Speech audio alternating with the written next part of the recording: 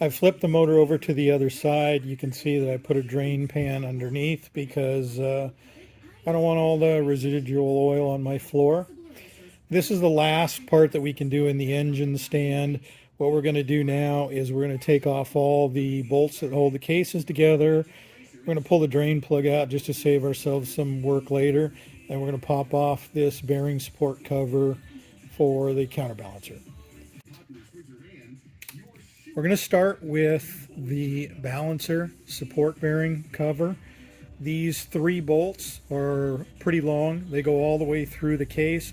So not only do they retain this cover on the side cover, they also hold the 2 cases together. So we pull those out. You can see that they're pretty long bolts. They're actually convenient bolts, and we're going to use them a little bit later on. Once those 3 are out, this is where having the balancer out earlier is helpful, because what you're going to do is you're going to take something like a long socket, a piece of wood work, plastic, whatever. And what we're going to do is we're simply just going to come up from the other side. We're going to use it to tap that cover loose.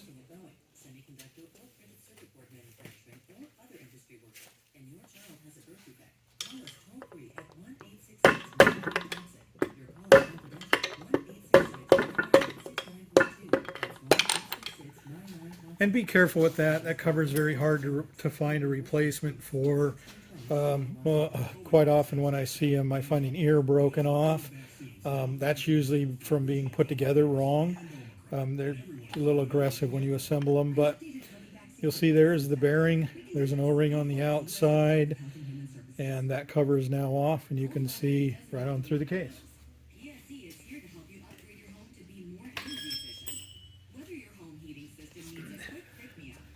Again, just like on the side covers on both sides, other than those 3 bolts, Kawasaki uses the same bolts all the way around on the case. They are longer than the side cover bolts, however, they're all the same, so you don't have to keep them in any kind of an order.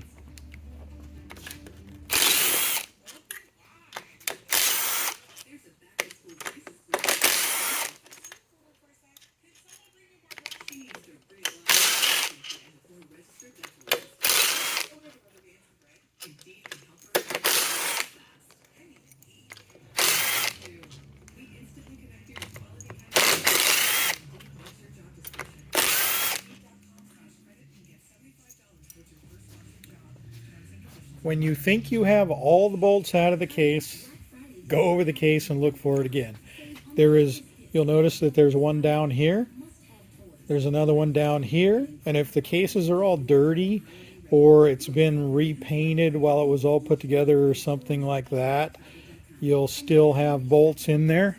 So always go back and make sure that one last bolt got pulled out of there. There are no bolts on the inside on a Kawasaki. It's very common on most motors to have bolts on the inside.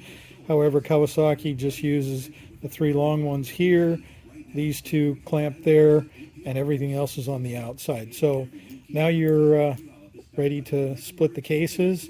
We'll go ahead and pull that drain plug out of there, and then we have to pull it off the engine stand so we can split the cases.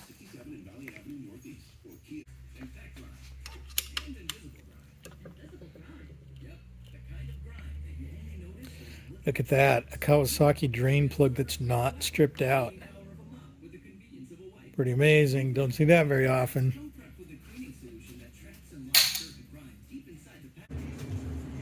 This is my very high-tech engine teardown and assembly stand, I guess you'd call it. It's probably 35 years old. It's just a couple of 2x4s and a couple of 1x4s on the top here. It's a little longer than it is wide, so I can put longer motors like 4 strokes this way. I can put the shorter motors like 2 strokes this way. And it's just the right size for this little, I guess it's a cake pan. So I have a little drain pan that I can slide underneath there and catch parts while I'm working on things. It's pretty simple. It costs a couple dollars to build, and it's been pretty useful.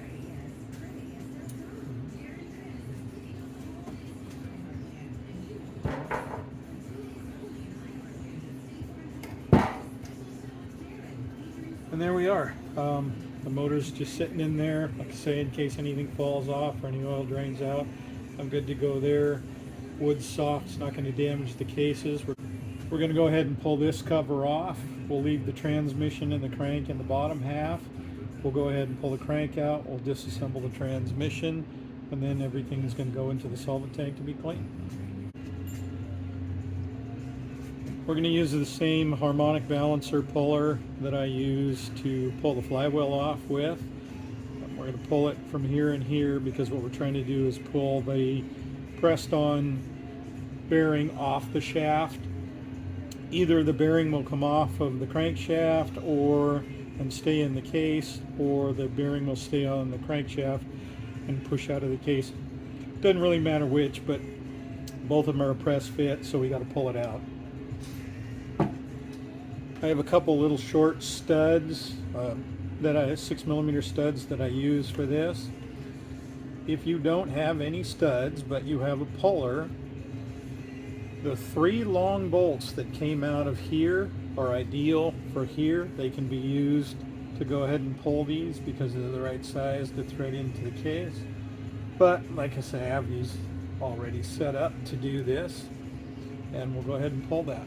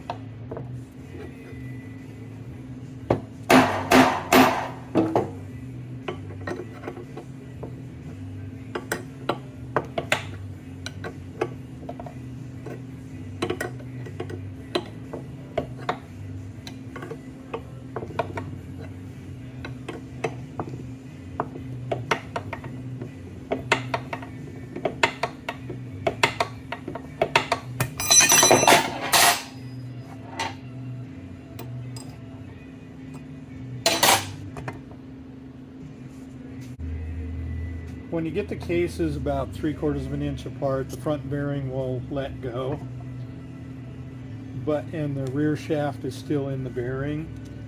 You want to make sure that the O-ring or the sprocket has been removed, or it gets hooked into the circlip groove and it hangs up on the bearing. So go ahead and make sure that O-ring's out of there, and then it's just a matter of wiggling it off like we did on the clutch cover, and off it comes. Crankshaft's here. This is the complete transmission. This is the part that scares most people. Transmissions are easy to put in incorrectly, and they won't work properly, or they can do damage, but they're pretty simple, and if you take them apart carefully, they'll go back together and everything will work fine. Transmission is going to be pretty simple to take apart. There's a pin in the back holding the 2 rear shift forks, pin in the front holding the forward shift fork. So if we just grab hold of that and gently pull it out, we're going to lose some oil. And we'll pull this one out. There's nothing holding it in, no circlips or anything. They just pull right out. And then you're going to swing this shift fork off.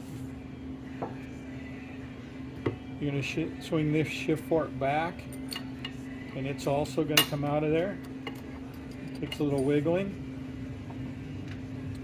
and then the forward shift fork is going to come out of there. Now the forward shift fork, sometimes it's easier just to leave the forward shift fork in there. Take the shift drum out. That's why we went ahead and took off the star off the other side, because now we can just lift it right out of there. It's out of our way, and then this can come off. And once we have that out, the transmission literally just lifts out of here. It's not at all uncommon for a couple of gears to stay behind, so tip your shaft up, lift the gear up, make sure you slide it on, look for any washers, put a washer on there, go ahead and slide this back on. Keep your transmission together like that while you clean it, and you won't have to worry about anything later, but we're going to go through and check it all before we put it all back together. This one the same thing. Go ahead and slide this back down, slide this down. Now there will almost always be a washer on the end of this, so that's one of the things we're going to go back in the other case and check for.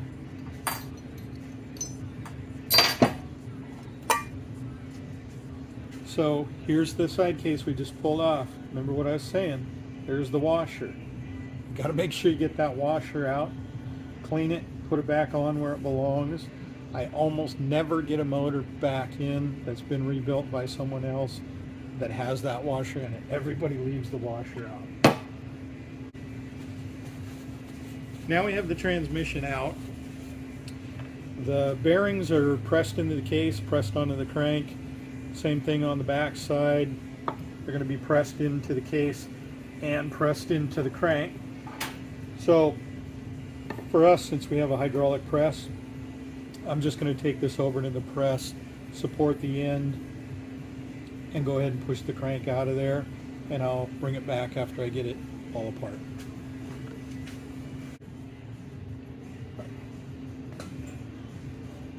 Okay, back from the press.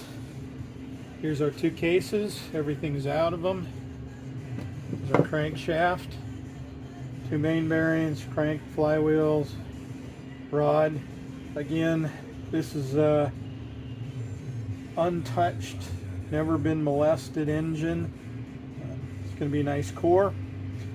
We're going to put a long rod crank back in here, so it'll be a rebuilt crank with a 8mm longer rod, and then we're going to put a 310 top end in it. We're going to check out some clearances and do a little case porting before we put the cases back together. So the next step is everything's going in the solvent tank. I'm not going to make you watch me wash parts.